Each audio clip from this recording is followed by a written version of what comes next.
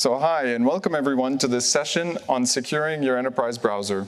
Today, we'll get to talk about some security solutions that you can deploy in Chrome right now, and we'll also be joined by some security leaders at Snap that will be talking about their experiences deploying these solutions across their organization.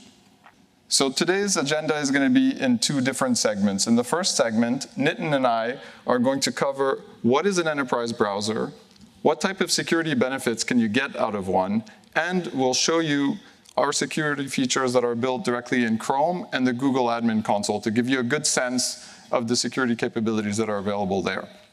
Then we're going to transition over to a customer spotlight where we will have Reva, head of corporate security engineering at Snap, and Mark Laubender, who's a security tech lead and engineer at Snap, to come and speak to us about their experiences. I have a few questions prepared for Nick and Mark, but we may also have a little bit of time at the end to cover any audience questions that we might have. So if you think of something interesting, please keep it for the end, and we'll try to cover it in the session, in the panel. So with that, let's kick off with a little bit of context. So the way we work has been changing quite dramatically over the last few years. So in 2022, about 49% of workers were actually working in a hybrid mode. Additionally, about 29% of users were still fully remote or were fully remote. That's a lot of time that is spent outside of the confines and the security of the traditional corporate network. Additionally, now the amount of time that users are spending in the browser continues to increase quite drastically.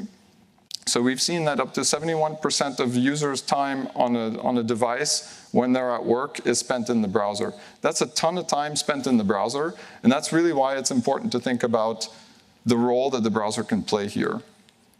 And so we've really seen the role of the browser evolving over the last few years. It's really come from being just an access point or a window to the web for so many people to actually being something of a productivity enabler for enterprises.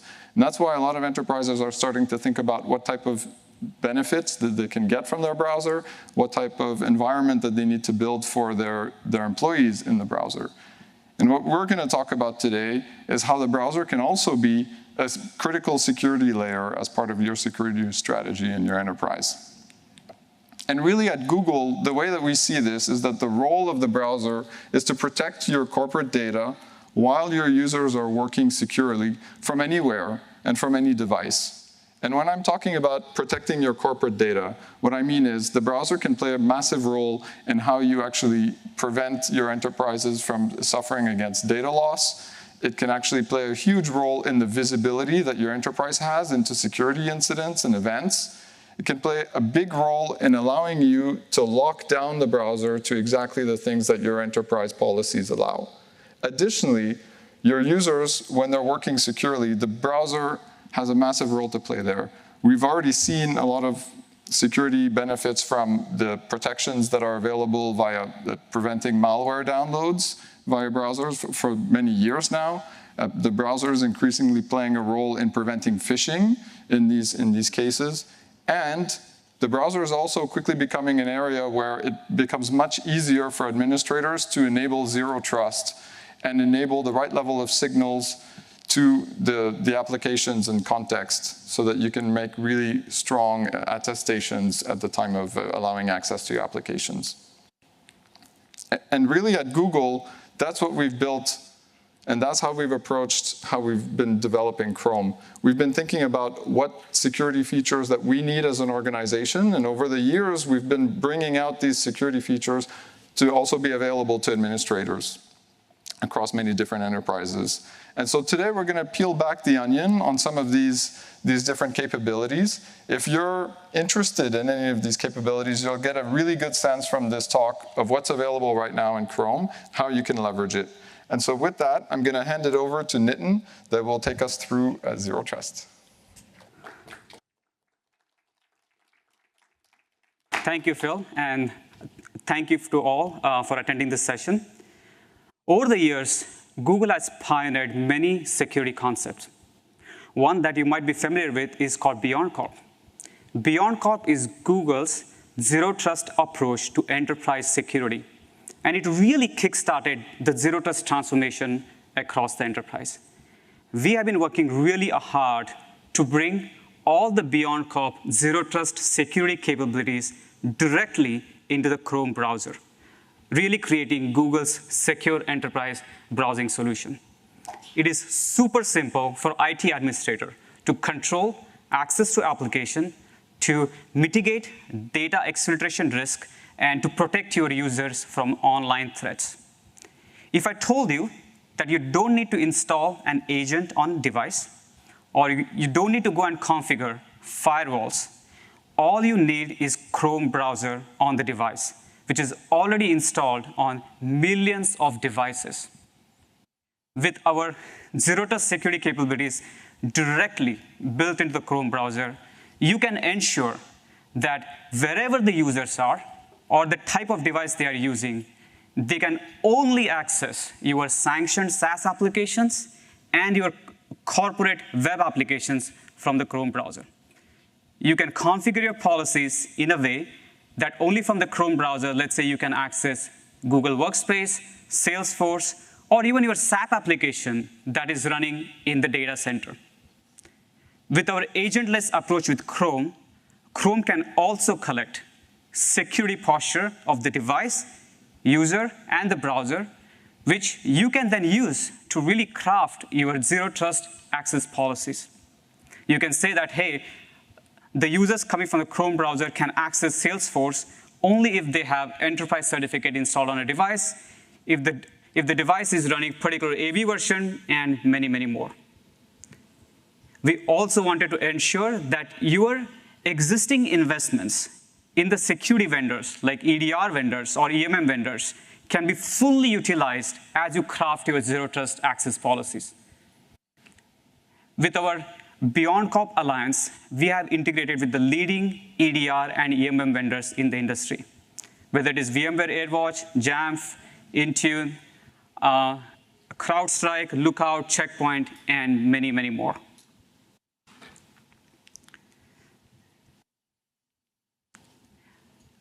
Sorry, maybe I didn't put that slide, but so here's the next one, which is around data loss prevention. So as users work on the web and perform various actions like upload, download, copy, paste, print on the sensitive data that they have access to, you can define the policies where you can monitor, warn, or block the users as they perform these various actions on the sensitive data based on different conditions. You can block download of sensitive data on personal devices. You can block sensitive upload of data to unsanctioned SaaS applications. You can control copy-paste of sensitive data in and out of the browser. With Google's hundreds of pre-built content detectors and ML classifiers, we can detect sensitive data and also different types of documents. Whether a particular document is a law document, is it a patent document, or even source code for that matter. So with all this, we also want to talk about really a differentiating feature, which is what we call as a context-aware data protection. So we talked about on the previous slide how Chrome helps us to collect the security posture in an agentless way. Now you can bring all that context with your DLP rules. You can say that I want to block download of certain types of sensitive data only on certain type of personal devices. But maybe you want to allow it in certain cases so that the employees can actually get their work done. So let's look at a quick demo. Here we are going to define a policy, a DLP policy. We're going to say that we're going to block download of any corporate data on certain types of devices, and we'll start to craft that. And we're going to apply that to 2 OUs here. Again, all this is done in the admin console. Let's apply that to browsers and users. And as you go to the next slide, next screen, here you can apply this to certain Chrome actions. Here we'll apply it to the file download and print. And now you can define a DLP policy and the context. Let's keep the DLP policy broad for this demo. Say that all the corporate data, now again, you can go and customize this the way you want it, and we'll apply this to unmanaged Chrome browsers. So that's the context we're bringing, that is this browser managed or not, and then we're going to use that context. And as we discussed, we are going to warn the user this time. Not block, but warn the user. And let's go ahead and save the policy. And now let's go and look at the user flow. So here we have a user who is logged in using unmanaged Chrome browser, accessing the corporate data, in this case, Drive.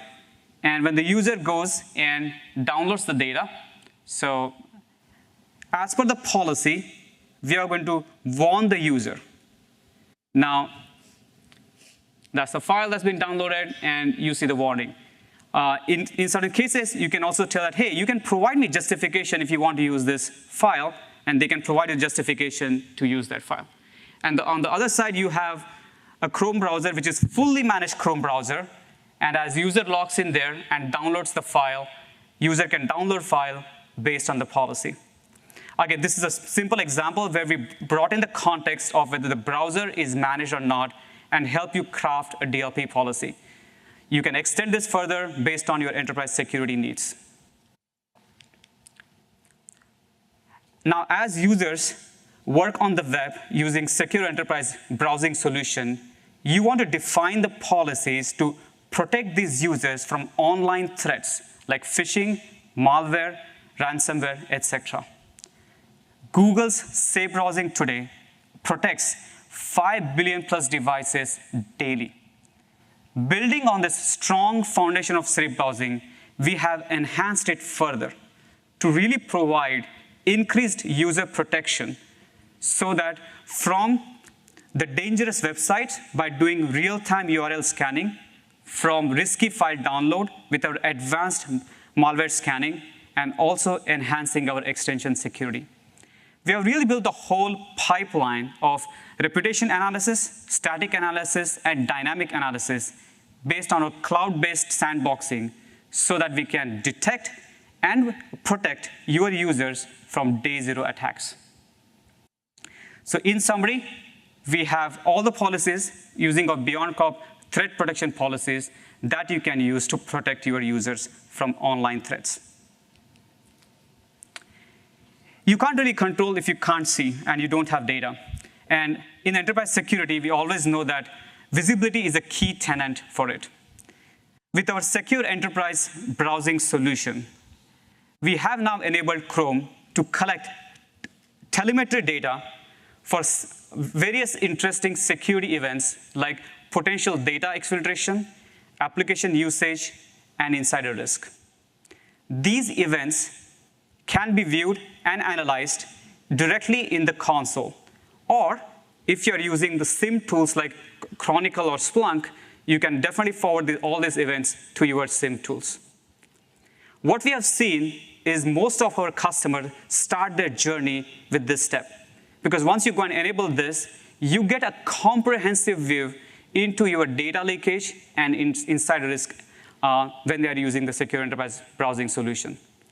But we wanted to make this even simpler for all our customers to get started. So today, I'm really excited to announce that BCE customers will now be able to activate and enable security insights and reporting for insider risk and data exfiltration with just one click.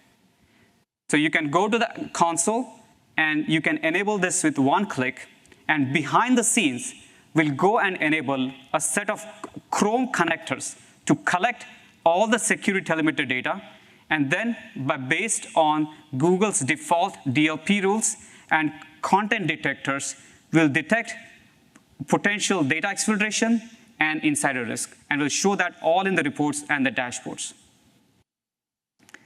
So why don't we go and see this, how it's going to work. So this is where you go and you enable it, and that's literally the one click. You just enable this, and that's what it takes to enable this capability. After that, you can look at various graphs, and kind of the interesting ones are you can look at who are the risky users in your organization. You can look at the domains where the sensitive data is being transmitted. And you can also look at what type of sensitive data is being transmitted. Is it the SSN numbers that are getting exfiltrated? Is it the names and email addresses? You can look at all these dashboards. And as I mentioned earlier, you can forward all these events to your SIM tools.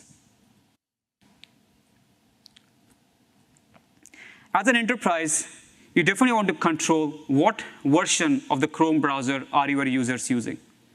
You also want to make sure that as the new updates become available, you test them out before you roll them out to your users based on your timelines. You also want to craft different policies for your browsers.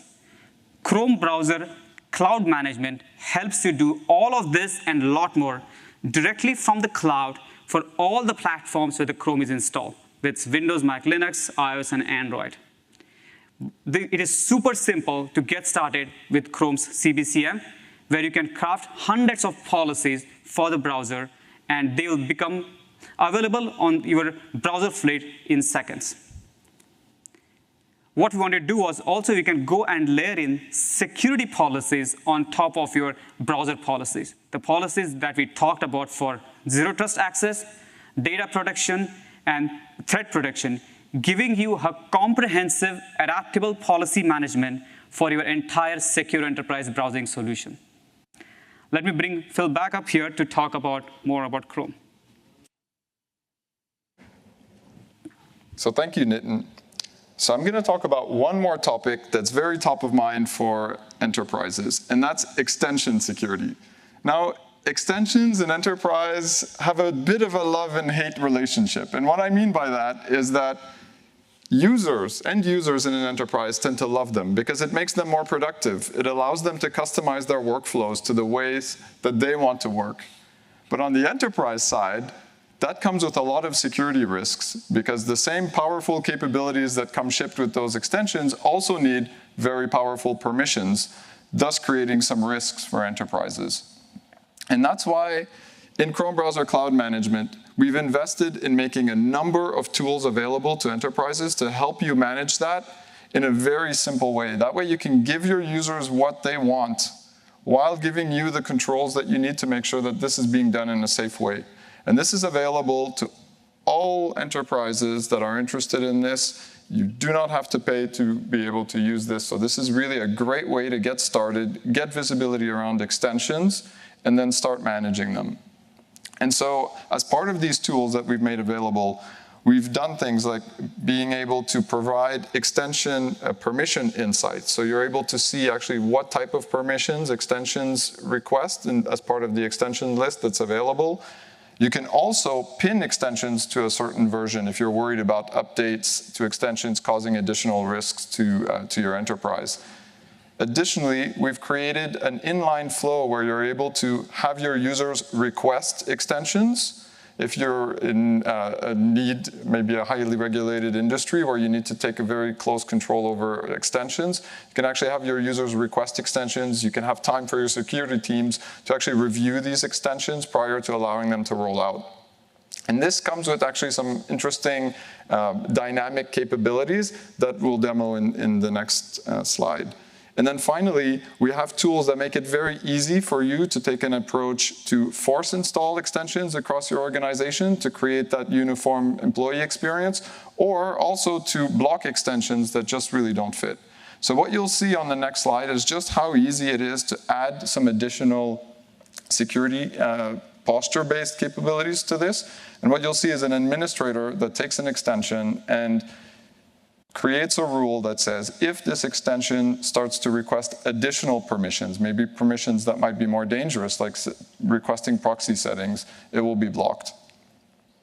And so what you see here is the administrator going into the configuration panel for a specific extension rule. They click on Customize. They can choose any of the security policies that an extension can request and say, if this extension ever requests the proxy policy, please block it.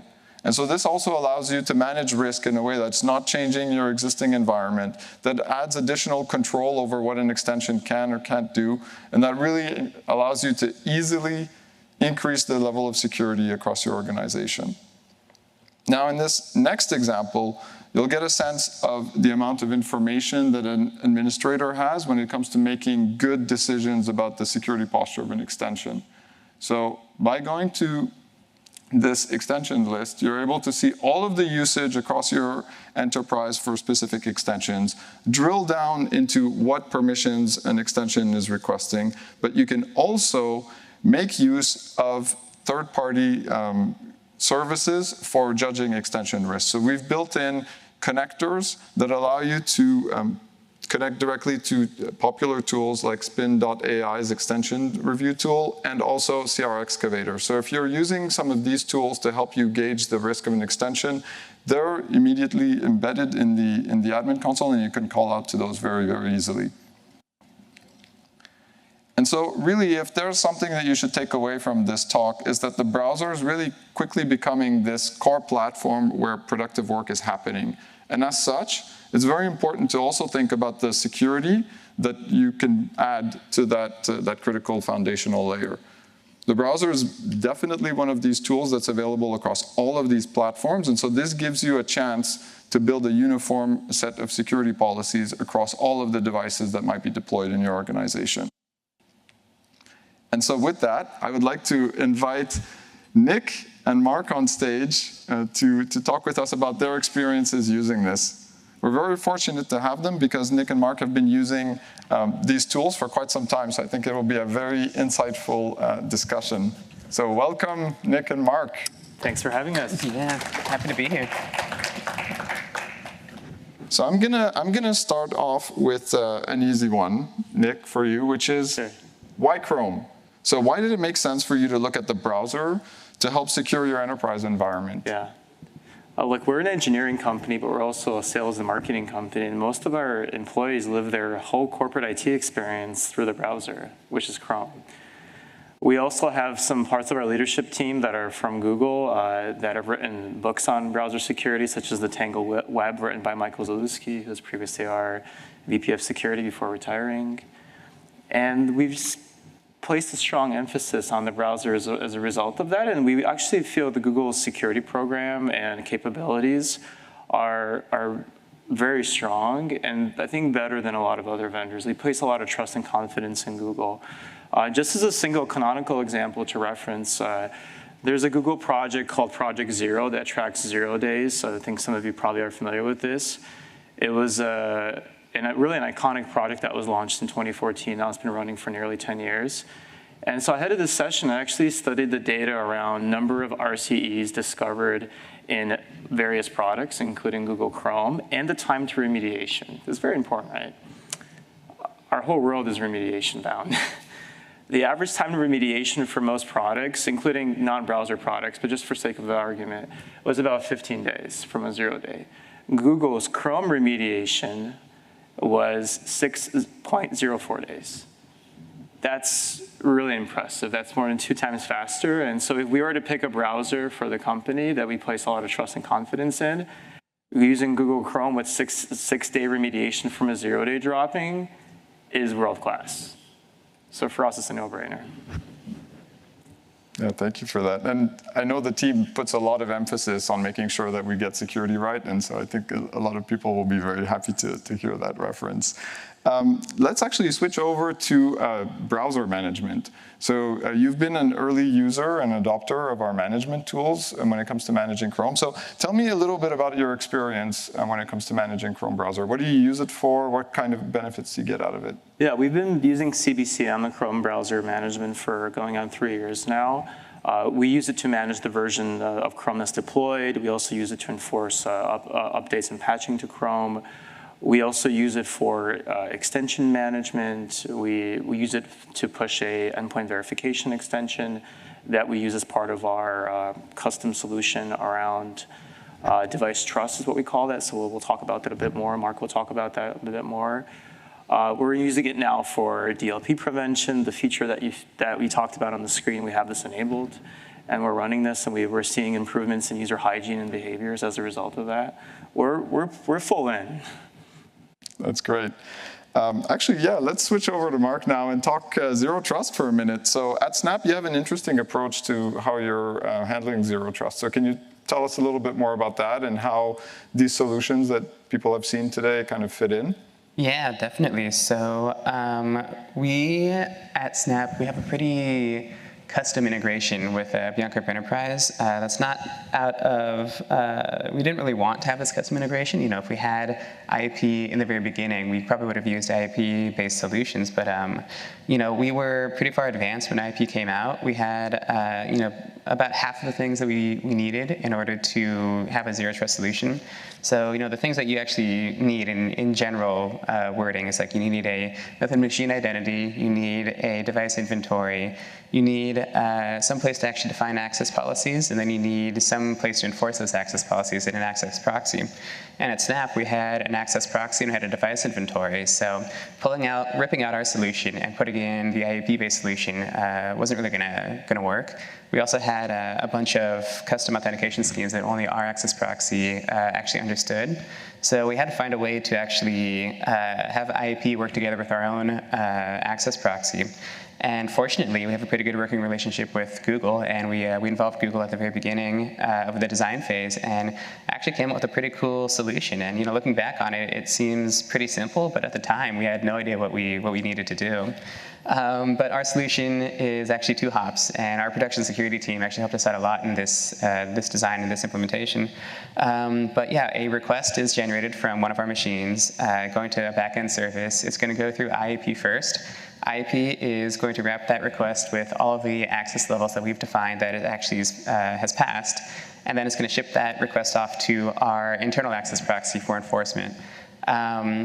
And what we wanted to do in the very beginning is we wanted to restrict access to backend services just to company-owned devices. And with the APIs that Bianca Enterprise actually has available, it was really, really easy to build out a company-owned inventory. So what we do is we take our internal device inventory, compare it to Google's admin device inventory, and then the intersection of those 2 lists is actually our company inventory. And we have just started actually enriching those device signals with our own custom health score. And again, with the Bianca Enterprise APIs that are available to us, it is really easy to actually add this. And this custom health score is computed by known vulnerability status per device, and that's specifically operating system update status. And in the near future, we're going to add critical vulnerability status from our vulnerability scanner. But yeah, that is pretty much our entire, our entire setup for Bianca Enterprise. In the future, we actually want to, start increasing those device attributes that we're collecting and adding them into our access decisions. Stuff like encryption status or, password policy, or even the health of our tools that we are running on every single one of our devices. The idea is, if your device isn't sending up logs to your log aggregator for some reason, you probably shouldn't have access to all of our, really sensitive data until that's fixed. Yeah, that's very interesting. Thank you for that. It strikes me that we're here at Next. It's impossible to walk the halls without seeing the word AI, and we haven't said AI yet in this entire session. Let's change that. So let's change it.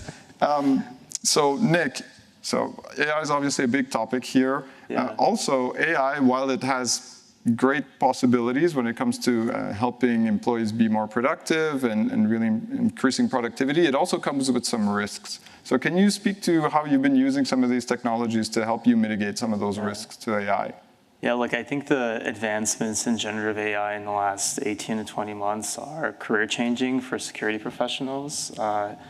I can't tell you how many requests we've gotten from the company to do various forms of generative AI integrations, whether it's a Slack bot integration, whether it's a Jira ticketing flow type of integration, whether it's tooling that's more AI optimized, whether it's just use of OpenAI's ChatGPT, for corporate purposes. And so we're trying to figure this out as we go. So we actually shipped a policy on this about a week ago. We worked with our legal team for nearly 4 months on that. The policy's in place now. And then we've also shipped some enforcements for certain high-risk AI usage, such as using ChatGPT to send source code from a Snap-managed browser. which generally we probably shouldn't be doing, right? We warn on this right for now. We don't block on it yet. But as a result of just this feature being enabled for probably the last like 4 to 5 weeks, we've seen about a 50% decrease in the number of users attempting to do so. So we think the warnings are working. And this is all a matter of the DLP feature set that we talked about prior to this. And our plans are really to expand this to all other sensitive data transfer attempts at Snap through Chrome. And the beauty of all of this is, as you talked about, it just works. We don't need to employ another agent. We don't need another vendor. We don't need another context to manage. It's all through Chrome. And it's fairly easy to set up. I think it's kind of magical. And so are you detecting specifically source code with these tools? Yeah, source code, legal docs, and financial docs is the first set of categories that we've started with. And as I mentioned, just in 4 or 5 weeks, we've seen a decrease in attempts. So we believe the warnings are working. And that's great. So that's making use of these very customizable DLP rules that are available. All right, so let's switch over to Mark and continue talking a little bit about data loss. So obviously, data loss prevention is a big concern for enterprises. Tell me a little bit more about kind of plans for where you take this from here. Yeah, so like Nick said, with the rollout of CBCM, we were able to really simplify our whole browser strategy into just Chrome.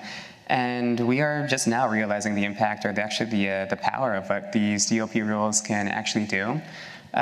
What we want to do in the very beginning is we want to just remove those out of band or completely out of policy workflows that we've been noticing. Things like you probably shouldn't be sharing a very, very top secret document to anywhere that's not Google Drive, for instance. We want to block those workflows. There's a lot of low-hanging fruit that is out there that we are noticing because we have enabled a bunch of these rules in audit mode that we haven't gotten to yet, and we really need to get to that. But a lot of our sister teams are actually finding some really creative ways into using these DLP rules and these DLP logs. Our application security team actually was interested in creating an internal secret scanner for our wikis. And what it will do is it'll scan for all the downloads, uploads, paste events into our wikis. And if there's a credential, it'll either block it or warn the user, and then warn a security team member that this secret needs to be rotated. Our DNR team is actually pretty interested in ingesting the Chrome logs. And what they want to do is they want to make sure that no user is reusing their corporate password on some shady site. And if they do, we can actually notify them that they need to rotate their password. For us, for corporate security, we actually have an out-of-band use case for these rules where it involves SaaS security at scale.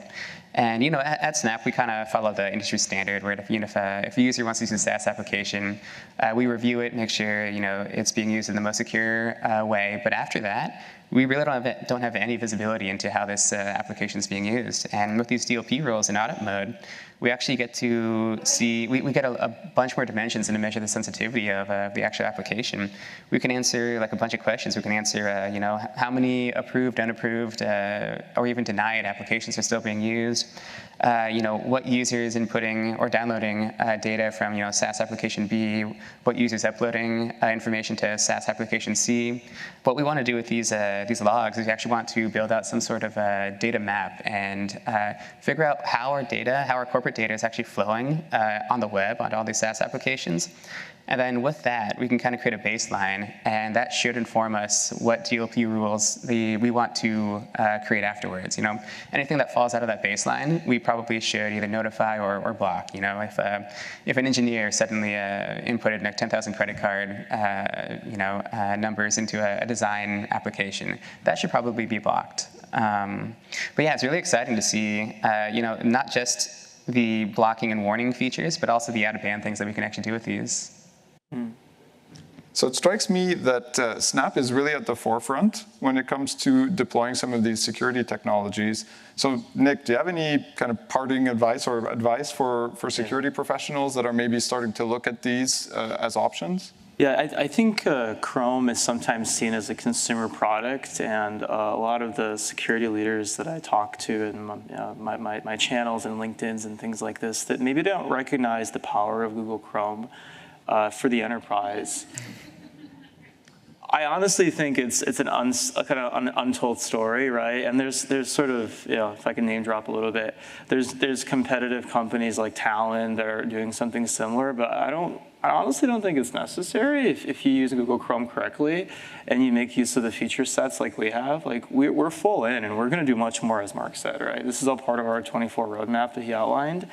And so I really just invite the room, just purely from my goal of protecting corporate data and sharing some wisdom, is like really take a look at the feature set. It's really powerful. Google's product management engineering teams are constantly innovating. Thank you, gentlemen. And the power of Google's security org is so strong and so robust that we have a lot of confidence in being so focal to our strategy. I don't see that changing anytime soon. Great. What about you, Mark? Do you have any advice as you've kind of looked at some of these technologies? What would you like to share with security professionals around the world? I am definitely a bit more in the weeds than Nick is, and if I have any advice, I would say just start early. You're gonna find some bumps in the road, and it's better to find those early. And don't go too fast either. Don't block your users from actually doing their work. Just go slow and just look at the information as it comes. Yeah. All right. Well, thank you so much, gentlemen, for joining us on stage and speaking about your experiences.